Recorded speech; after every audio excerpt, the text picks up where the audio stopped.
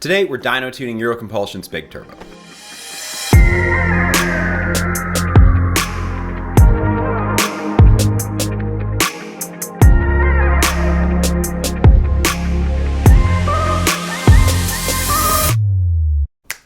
What's going on, folks? Eddie here. I hope you're having a fantastic day. Today, we're dyno tuning EuroCompulsion's big turbo. Now, I use the term big turbo very, very loosely. In the world of big cars, big turbos are pretty big, but in the world of these little tiny cars, the turbos aren't that big.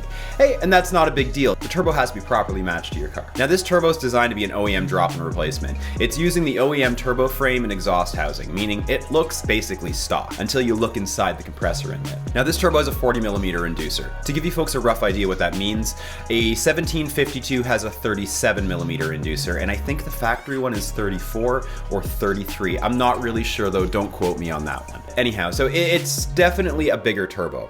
Now, size isn't everything. The OEM turbo housing has a couple things working against it. The biggest thing working against it versus something like a 1752 is its stack height. Now, if you don't know what stack height is, to simplify, stack height is just the height of the compressor wheel. The compressor housing on a 1446 is not that big, and you have to be really creative with your compressor wheel design to make any power when you're doing a stuffed turbo in one of these things. The exhaust side of this turbo was getting super hot by the end of tuning, meaning it's running into an exhaust restriction already with the exhaust wheel design.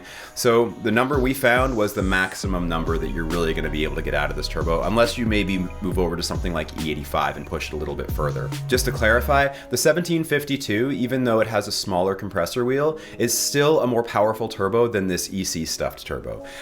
It might have a 40mm wheel, but it's not enough to make up for the stack height, as you folks are about to see. Just as a refresher, my black 124, which has more drivetrain loss than a Dart, that car made 247 wheel horsepower on E85. Now, that turbo had a bit more left in it. We ran out of time tuning because I had to get that car to the Dragon, and then it got wrecked. So I never got to go much further with the 1752, but I'm sure there was a little bit more in the 1752.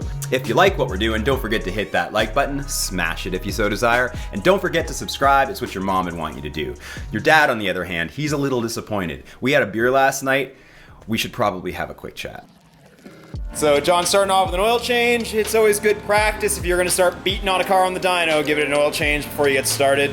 And then it's time to start getting some dyno stuff done. So first thing that John's going to do is he's going to dyno the car on its stock tune. Now, he has a copy of the EC tune, pulled it before the owner sold the handheld. So now John's going to run the car on that tune. And then when he's done seeing what the car does on both of those tunes, he's going to create his own tune for the car. Now, tuning process, it can take hours to tune a car.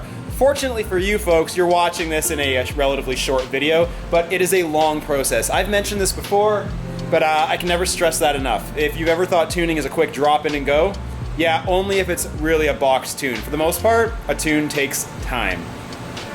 But you should really just get the oil change done first anyways. All right, folks, this should be fun.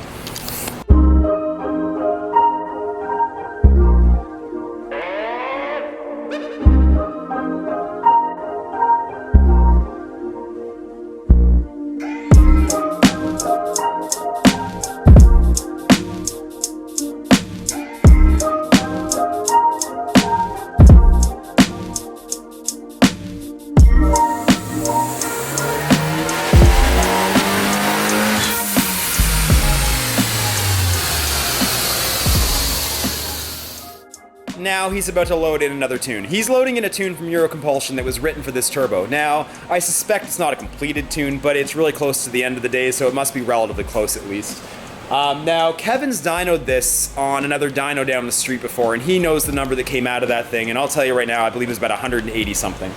But different dyno, so we're going to test it on this dyno. We know this dyno a lot better. This is the dyno we've been doing everything on, so I'm super curious to see what happens, and I'm sure Johnny is as well. Let's give the man a few minutes and then see what happens.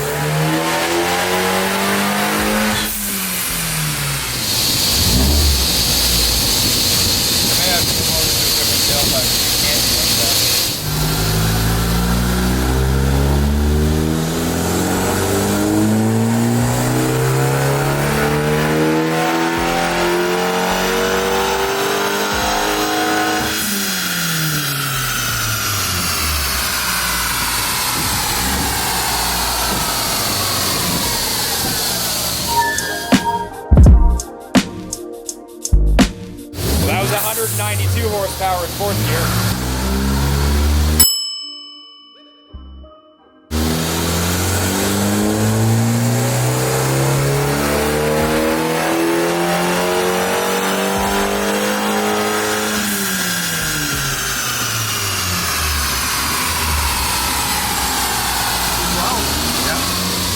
John's just getting set up. He's going to be running another tune very shortly. He's starting to fine tune it. So like I said, he made 172 with the stock tune with EC's turbo, and then made 192 with their tune on their turbo. And now John's basic dart tune that he made 2 years ago made 212. So now he's developing his big turbo tune, and he's aiming for 250 tonight. 250 is a good solid number for a car that size. It'll actually help it get up and move. The Dart is, for those that don't know, about 800 to 1,000 pounds heavier than our Fiats. So they have a bit of a disadvantage in that regard. So the extra power, they need it. But either way, let's just see what happens. I think John's ready to run the car again.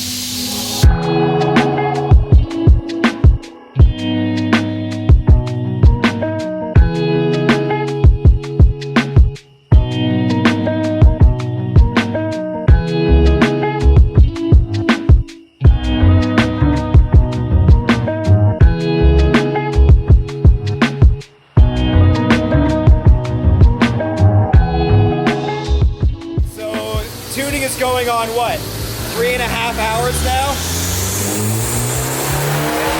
Final running in.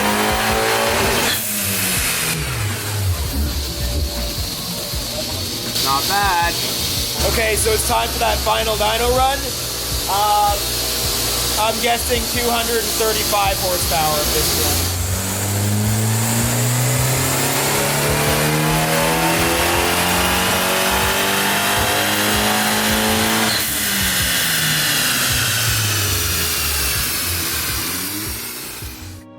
So the car ended up making 225 wheel horsepower after being tuned. So in total, this car's making about 70 wheel horsepower more than it would bone stock. That's not too bad in terms of all the modifications that are in the car. Now, I'm kind of curious what could be done with E85 on this car. I'm sure a bit more could be wrung out, but either way, like I said, that exhaust side was starting to get really, really hot. So that's not bad. Kevin's up 30 horsepower versus the last tune he had for his car. That's pretty good. Little surprised that the base torque tune made that much more power over a phase 2 big turbo modified tune for the Dart. That's kind of surprising. Well, no, it's actually not all that surprising. So to give you guys an idea what all this means for the power difference between his EC tune and what he now has in his car, here's a dyno sheet to show you the comparison of the two. As you can see, there's, roughly 25-30 more horsepower gained at peak. But if you look at Redline, you'll notice it's more like a 50 some odd horsepower difference. This car has picked up 50 some odd horsepower at Redline. That's a pretty substantial difference. And that is something you will notice on the road. The biggest surprise of the day for me was John's old Dart tune. That thing made 212 horsepower and it made it pretty much at Redline. And power up top is what wins races. If your car's power band goes up and then down, if you're racing in that top section, it's that dip that's gonna make you lose. If you're shifting your car at Redline, you gotta think about this. It's no longer a 30 horsepower difference between those cars. It is now a 50 some odd horsepower difference between those cars. And that's a big difference. So this is also why it's important to learn how to read the curve on a dyno sheet. Anyhow, folks, Merry Christmas, Happy Holidays, Happy Hanukkah, happy whatever it is you celebrate, happy not having to be at work. Hopefully you're not working. This is the Christmas holiday period, right? So if you want to know more about my white 124, well, you can click and learn about it right here. Yes, I also had a black one that ran into a tree. You can learn about that one right here. We're also building a Fiat 500. That one's right here. And then, Mom! You're still supposed to subscribe. Later.